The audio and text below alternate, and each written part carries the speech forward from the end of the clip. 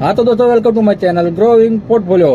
हाँ तो दोस्तों, आज की वीडियो में हम एक इम्पोर्टेंट बात करेंगे। अगर आपको पोर्टफोलियो कैसे बनाना है, अगर आप बिगिनर हो यानी कि नए हो, तो आपको पोर्टफोलियो कैसे बनाना चाहिए, कौन से सेक्टर में पैसे इन्वेस्ट करना चाहिए ताकि आप फाइनल से फ्री हो सको, इन फ्यूचर में अच्छा खासा प्रॉफिट मिले आपको। ओके, तो आज मैं आपको ज़्यादा लंबा वीडियो नहीं खींचूंगा क्योंकि मार्केट भी आज 2 सेशन में थोड़ा खुला हुआ था। ओके, और मज़ा भी नहीं थी मार्केट में। ओके, मेरे को खुद भी नहीं मालूम था मार्केट खुला है, देखा ओपन करके तब पता चला कि मार्केट 2 सेशन में ओपन हुआ था। ओके, तो दूसरी बात ये बता देता हूँ पहले आपको कि अगर आपको पोर्टफोलियो आपको रिव्यू करवाना है, ओके, आपने अगर 10-15 साल के लिए शेयर बाय किया है और होल्ड करना है आपको, तो 10-15 साल के बाद आपको कितना बेनिफिट मिल सकता है, कितना प्रॉफिट मिल सकता है, कितना रिटर्न मिल सकता है, वो जानना है आपको अंदाजित।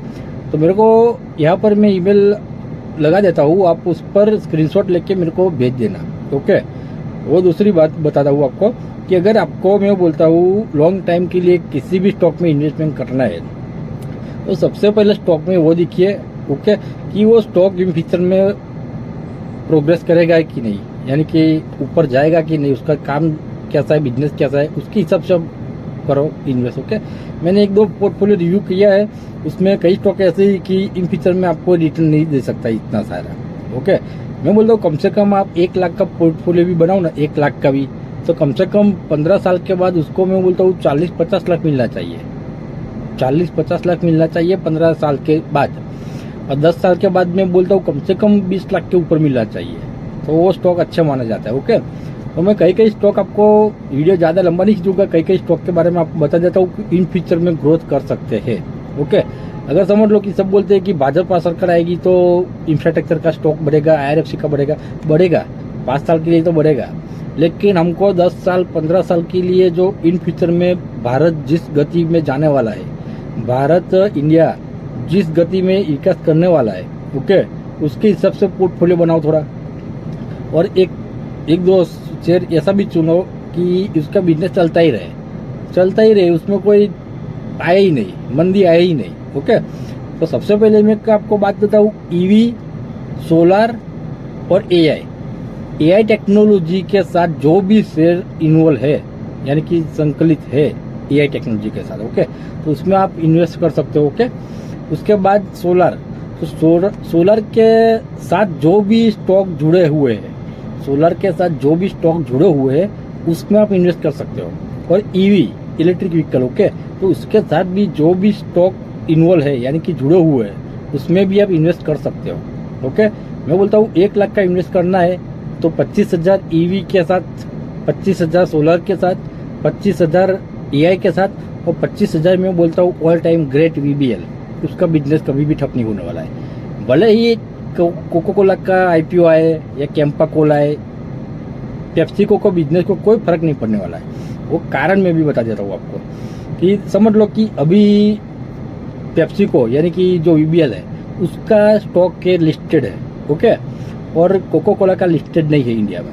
तो मैं क्या बोलता हूँ, अगर कोको कोला का स्टॉक लिस्टेड होगा तो फर्क क्या पड़ेगा, क्योंकि पेप्सिको का जो बिजनेस होता है अभी रेगुलर चलता है, वो भी चलता है। जो पेप्सी के ब्रांड पीते हैं वो पेप्सिको की ब्रांड पीते हैं। कोको कोला भी अभी बाहर बाजार में है ही है, सब कोको कोला भी पीते हैं, ओके, कैंपा कोला भी पीते हैं।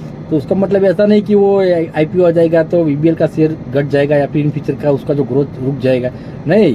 कोको कोला भी चलती है, वो चलती जाएगी, पेप्सिको भी जो चलती है चलती जाएगी, और कैंपा कोला भी आई है वो भी चलती जाएगी। लेकिन अभी दो बड़ी ब्रांड है, कोको कोला है, पेप्सिको, तो उसका दोनों का मार्केट उसने कवर कर लिया है। ओके, दोनों का मार्केट कवर है। हाँ, ऐसा हो सकता है कि कोको कोला का अगर IPO आए तो क्या छोटी प्राइस से आएगा तो खरीदारी उसमें थोड़ी ज़्यादा होगी, लेकिन उसका मतलब ही ऐसा नहीं कि उसमें ज़्यादा खरीदारी होगी तो VBL का शेयर डाउन हो जाएगा, ऐसा भी नहीं होगा। कई कमेंट में मैंने एक कमेंट पढ़ी थी, उसमें लिखा था कि कोको कोला का IPO आ रहा है तो डिफरेंट थोड़ा प्रॉब्लम वाली बात हो सकती है VBL में। कुछ नहीं होगा, इतना सा भी नहीं होगा। शेयर का प्राइस रुक जाएगा, एक रेंज में प्राइस रुक जाएगी, 6 महीने 8 महीने एक रेंज में प्राइस रुक जाएगी, लेकिन उसके बाद ग्रोथ तो करेगा। ओके, ग्रोथ भी करेगा, प्रॉफिट भी देगा, 40-50 CAGR से प्रॉफिट भी देगा आपको 10-15 साल के लिए। अगर आपको माइंड में वो है कोको कोला का आईपीओ आएगा तो बीबीएल का प्रॉब्लम होगा, कुछ नहीं होगा। ओके, वो बिंदा छोड़ दीजिए आप उसका टेंशन। अगर आपको मैं बोलता हूँ पोर्टफोलियो बनाना है, ओके, तो मैंने बोल दिया 1 लाख का पोर्टफोलियो में 25-25 डिवाइड कर दो। ओके, अगर 2 लाख का बनाना है तो 50-50 डिवाइड कर लो, 3 लाख का बनाना है तो ऐसे डिवाइड कर लेना। ओके, तो एआई का स्टॉक पकड़ो 25%, 25% सोलर के स्टॉक पकड़ो, 25% ईवी का स्टॉक पकड़ो, और 25% में बोलता हूँ एफएनसीजी, यानी कि मैं बोलता हूँ वीबीएल। ओनली फॉर मैं बोलता हूँ वीबीएल है, ये 1-2 कंपनी अच्छी है, उसके साथ जाओ। ओके, और लॉन्ग टाइम भी करना है आपको, ये सभी शेयर में लॉन्ग टाइम ही करना है।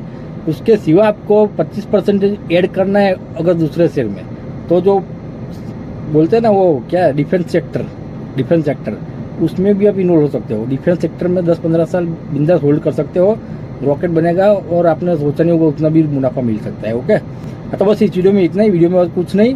वीडियो को प्लीज़ लाइक कर दीजिए, चैनल को सब्सक्राइब कर दीजिए।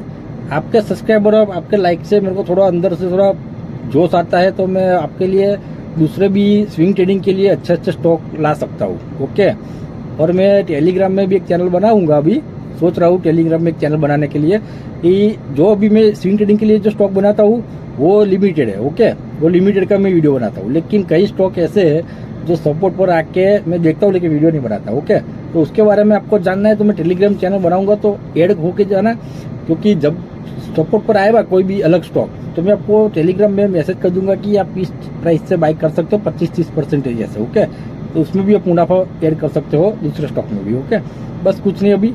जय हिंद, जय भारत।